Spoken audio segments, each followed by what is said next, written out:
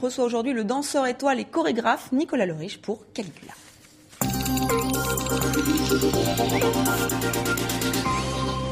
D'un Caligula à l'autre, après la version théâtrale signée Camus, voici le Caligula dansé de Nicolas Le Riche. Alors bonjour, merci beaucoup d'avoir pris le temps de venir sur le plateau TV5. Alors tous ceux qui aiment la danse vous connaissent, vous êtes un des danseurs étoiles de l'Opéra National de Paris et donc chorégraphe. Vous avez signé en 2005 donc un Caligula, une chorégraphie de Caligula, et on peut le revoir là à l'Opéra Garnier. Alors Albert Camus adorait ce personnage, et vous aussi. Mais alors vous, ce qui vous touche dans ce Caligula, dans cet empereur sanguinaire, c'est plutôt son côté artistique ? Tout à fait. Je pense que ce qui nous a intéressé avec Guillaume Gallienne, puisque nous avons développé la dramaturgie ensemble de ce ballet, c'est moins l'aspect politique que la personnalité même de Caligula, notamment la manière dont il se mettait en scène. Et là, on voit d'ailleurs quelques images. Alors, c'était la version de 2008 où vous dansiez. Là, vous ne dansez pas. Donc là, donc c'est vous qui incarnez ce Caligula. C'est pas trop compliqué pour vous maintenant d'être dans les coulisses ? Parce que maintenant, vous avez toute confiance, j'imagine, dans vos danseurs. Mais est-ce que ça vous frustre pas un peu ? En fait, pas du tout. C'est un plaisir extraordinaire. D'abord, ça me permet de recevoir la générosité des danseurs. Et c'est vraiment un acte très agréable de recevoir cette énergie. Oui, vous dites qu'en plus le ballet évolue selon les danseurs, les danseuses. Tout à fait, nous en sommes à la 3e reprise de cette pièce et à la 3e évolution, la 3e version. J'ai l'impression que c'est une pièce qui s'est densifiée dans le temps. Alors c'est une pièce qui mêle un côté très classique et un côté très moderne.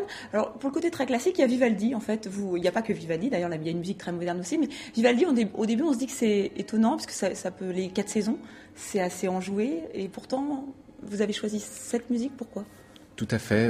Tout d'abord, pour l'analogie qu'il peut y avoir entre ce personnage Caligula et l'instrument, le violon, qui est un petit instrument qui est capable d'une harmonie extraordinaire et puis en même temps d'une dissonance quand il est travaillé d'une certaine manière tout à fait extraordinaire. Également parce que nous sommes calqués sur le règne de Caligula, qui a été un règne d'environ 4 années. C'était très court, fulgurant. Voilà, et qui a été rythmé vraiment au rythme des saisons. Il y a eu un printemps, un été, un automne, un hiver.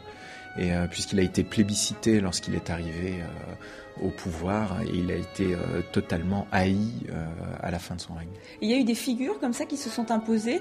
On pense à une tragédie quand on voit le ballet. Il y a comme un sorte de chœur avec le pantomime. Il y a aussi la lune. Comment vous avez, parce que c'est pas évident non plus d'inventer, de créer une danse par rapport à un personnage historique. Je pense que la fascination que j'ai pu avoir pour ce personnage vient probablement de cette dimension onirique qui était à l'intérieur de lui. À force de vouloir tout sentir et de ne pas vouloir être forcément dans l'image, il s'est créé un monde autour de lui de créatures qui était tout à fait étonnant. Il ne faut pas oublier qu'il a souhaité faire consul son cheval, Incitatus. C'est quand même une drôle d'histoire. Il y a justement il y a un danseur qui incarne ce cheval. Tout à fait. Alors on n'a pas l'extrait malheureusement parce que vraiment je trouve que c'est un des instants les plus un des instants de grâce de ce ballet. Mais il y a la lune aussi. Il y a un duo aussi de Caligula et de la lune car il rêvait de décrocher la lune. Il avait une quête d'absolu. Tout à fait. En fait, Caligula est entouré de gens et de 3 créatures. Une créature qui est le pantomime Nestor, qui a réellement existé. Et pour lequel Caligula avait une affection particulière, et puis la lune, ainsi que Incitatus. Et d'ailleurs, on vous voit là danser avec la lune. Alors, vous avez fait toute votre carrière à l'Opéra de Paris, là, il y a ce ballet.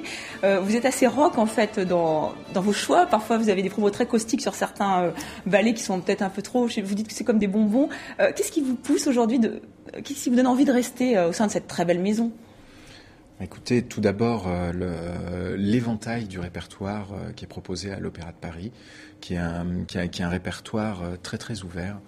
Nous sommes dans une maison où il y a une mission probablement de conservation du patrimoine. Donc on a beaucoup de pièces du grand répertoire, des pièces absolument magnifiques. Et puis aussi, nous faisons des créations. Tous les ans, on a à peu près une programmation équilibrée entre des pièces contemporaines et puis des pièces dites de répertoire. Donc cette ouverture m'intéresse énormément. Et maintenant être chorégraphe, pour vous, c'est une logique, c'est normal, c'est votre carrière qui suit son cours?